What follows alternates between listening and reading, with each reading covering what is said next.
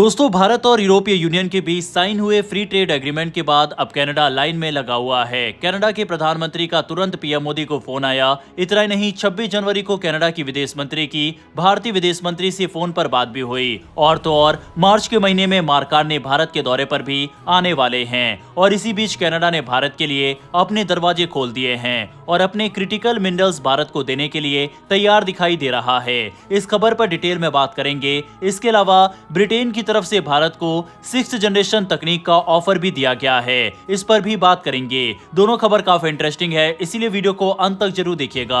दरअसल भारत और कनाडा के बीच ऊर्जा और क्रिटिकल मिनरल्स को लेकर जो नई हलचल दिख रही है वो आने वाले समय में भारत की रणनीतिक मजबूती के लिए बेहद अहम मानी जा रही है। हाल ही में भारत के पेट्रोलियम और प्राकृतिक गैस मंत्री हरदीप सिंह पुरी ने साफ कहा है कि भारत कनाडा में क्रिटिकल मिनरल्स की खुदाई में निवेश को लेकर गंभीर है और इसके लिए जल्द ही एक भारतीय प्रतिनिधिमंडल कनाडा भेजा जाएगा।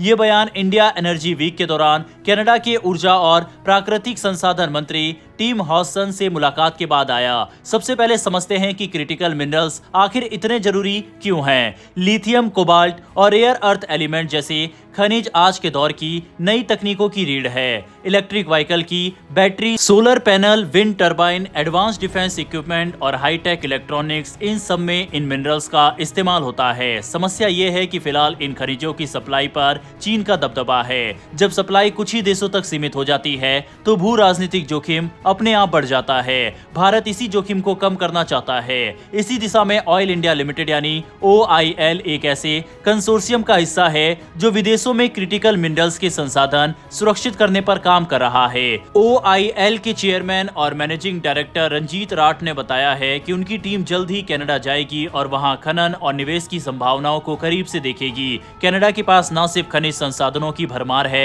बल्कि वह एक भरोसेमंद और स्थिर देश भी माना जाता है, जो कि भारत के लिए सप्लाई चेन के लिहाज से बेहद अहम है। इस बैठक में सिर्फ क्रिटिकल मिनरल्स ही नहीं बल्कि ऊर्जा के कई दूसरे क्षेत्रों पर भी सहमति बनी है। भारत और कनाडा के LNG यानी लिक्विफाइड नेचुरल गैस, LPG और कच्चे तेल की सप्लाई बढ़ाने पर बात की है। इसके साथ ही भारत से कनाडा को रिफाइंड पेट्रोलियम प्रोडक्ट्स भेजने की संभावनाओं पर भी चर्चा हुई है। भारत दुनिया का तीसरा सबसे बड़ा तेल उपभोक्ता है, चौथा सबसे बड़ा LNG आयातक है और रिफाइनिंग कैपेसिटी के मामले में भी दुनिया के टॉप देशों में शामिल है। ऐसे में भारत और कनाडा की साझेदारी दोनों के लिए फायदेमंद साबित हो सकती है। हरदीप सिंह पुरी ने यह भी कहा है कि भारतीय कंपनियां कनाडा में बनने वाले LNG एक्सपोर्ट टर्मिनल्स में हिस्सेदारी लेने पर विचार कर सकती है। इसका सीधा मतलब है कि भारत सिर्फ खरीदार नहीं बल्कि निवेशक की भूमिका में भी आना चाहता है। इससे लंबे समय के लिए ऊर्जा सुरक्षा सुनिश्चित की जा सकेगी और सप्लाई में किसी तरह की अनिश्चितता का खतरा कम होगा। संयुक्त बयान में दोनों देशों ने ऊर्जा सुरक्षा और सप्लाई डाइवर्सिफिकेशन को बेहद जरूरी बताया है। कनाडा ने खुद को एक एनर्जी सुपर पावर के रूप में स्थापित करने का लक्ष्य रखा है, जिसमें क्लीन और पारंपरिक दोनों तरह की ऊर्जा शामिल है। वहीं भारत को वैश्विक ऊर्जा मांग का केंद्र माना जा रहा है। अनुमान है कि आने वाले 2 दशकों में वैश्विक ऊर्जा मांग में होने वाली कुल वृद्धि का 1/3 से ज्यादा हिस्सा भारत से आएगा। ऐसे में ये साझेदारी पूरी तरह से स्वाभाविक और रणनीतिक है। इसके अलावा साफ ऊर्जा यानी क्लीन एनर्जी के क्षेत्र में भी दोनों देशों के बीच सहयोग की बड़ी संभावनाएं हैं। Hydrogen, biofuel, sustainable aviation fuel, battery storage, renewable energy और यहाँ तक कि ऊर्जा क्षेत्र में आर्टिफिशियल इंटेलिजेंस के इस्तेमाल पर भी मिलकर काम करने की बात कही गई है। ये दिखाता है कि ये सहयोग सिर्फ आज की जरूरतों तक सीमित नहीं है बल्कि भविष्य की तकनीकों को भी ध्यान में रखकर किया गया है। कुल मिलाकर भारत और कनाडा की ये नई ऊर्जा साझेदारी भारत की रणनीतिक, आर्थिक और तकनीकी ताकत को बढ़ाने वाली है। एक तरफ भारत को सुरक्षित और विविध ऊर्जा स्रोत मिलेंगे, वहीं दूसरी तरफ क्रिटिकल मिनरल्स में चीन पर निर्भरता कम करने का बड़ा मौका मिलेगा।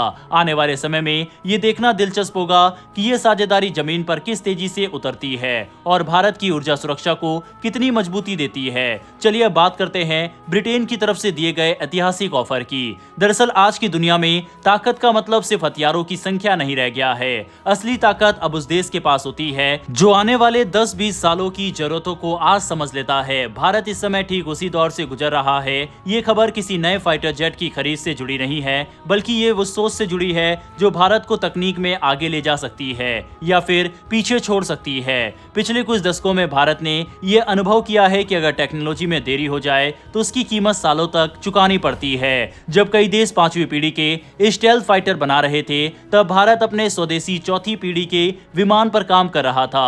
आज तेजस एक बड़ी उपलब्धि है, लेकिन उसी समय दुनिया एक कदम और आगे बढ़ चुकी है। अब वैश्विक ताकतें 6ठी पीढ़ी के फाइटर एयरक्राफ्ट पर फोकस कर रही है। अमेरिका और चीन इस रेस में सबसे आगे है। उनके नए फाइटर प्रोग्राम आने वाले कुछ वर्षों में ऑपरेशनल हो सकते हैं। दूसरी तरफ भारत का 5वीं पीढ़ी का प्रोजेक्ट एमका अभी विकास के चरण में है और इसके वायुसेना में शामिल होने में समय लगेगा।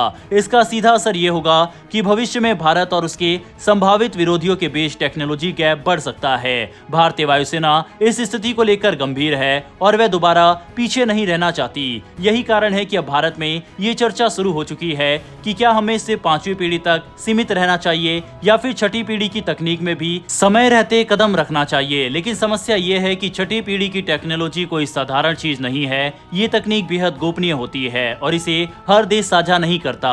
भारत इस मामले में सबसे सख्त है। रूस खुद अपनी सीमाओं से जूझ रहा है और चीन भारत के लिए विकल्प नहीं हो सकता। ऐसे में यूरोप ही एक ऐसा क्षेत्र बचता है जहां सहयोग की संभावना बनती है। यूरोप के पास 2 बड़े प्रोग्राम है, लेकिन हर विकल्प अपने साथ जोखिम भी लेकर आता है। कई देशों की संयुक्त प्रोजेक्ट में राजनीतिक मतभेद, देरी और लागत बढ़ने की समस्या पहले भी देखी जा चुकी है। इसी बीच एक नाम सामने आता है जो भारत के लिए ज्यादा व्यवहारिक माना जा रहा है। यह है ब्रिटेन का 6ठी पीढ़ी का फाइटर प्रोग्राम टेम्पेस्ट। ये प्रोग्राम इसलिए अलग है क्योंकि इसमें तकनीकी ढांचा पहले से काफी हद तक तैयार है। इंजन, सेंसर और डिजिटल सिस्टम पर काम तेजी से चल रहा है। जापान पहले से इस प्रोजेक्ट का हिस्सा है और अब भारत को इसमें शामिल होने का प्रस्ताव दिया गया है। टेम्पेस्ट की सबसे बड़ी खासियत इसकी समय सीमा और लागत है। जहां दूसरे 6th जनरेशन प्रोग्राम बहुत महंगे और अनिश्चित है, वहीं टेम्पेस्ट अपेक्षाकृत कम खर्च में और तय सीमा में तैयार होने की संभावना दिखाता है। अगर भारत इसमें शामिल होता है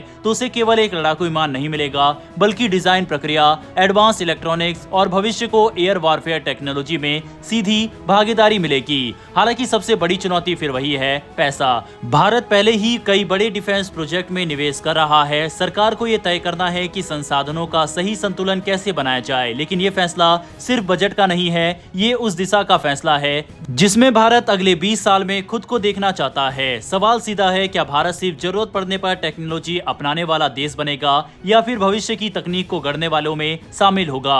6ठी पीढ़ी के फाइटर प्रोग्राम में भागीदारी एक विमान से कहीं ज्यादा है। ये भारत की रणनीतिक सोच, आत्मविश्वास और सुपर पावर बनने की तैयारी का संकेत है। अब फैसला समय पर लेना ही असली चुनौती है। वैसे क्या टेम्पेस्ट के साथ भारत को जुड़ना चाहिए या फिर नहीं, इस पर अपनी राय कमेंट बॉक्स में लिखकर बताइएगा। इन्फॉर्मेशन और वीडियो पसंद आई हो तो वीडियो को लाइक करके हमारी आने वाली डेली ऐसी वीडियो के लिए नीचे दिए गए सब्सक्राइब बटन को प्रेस कर बेल आइकन को जरूर दबा लें। फिर मिलेंगे ऐसी एक नई वीडियो के साथ। धन्यवाद। जय हिंद, जय भारत।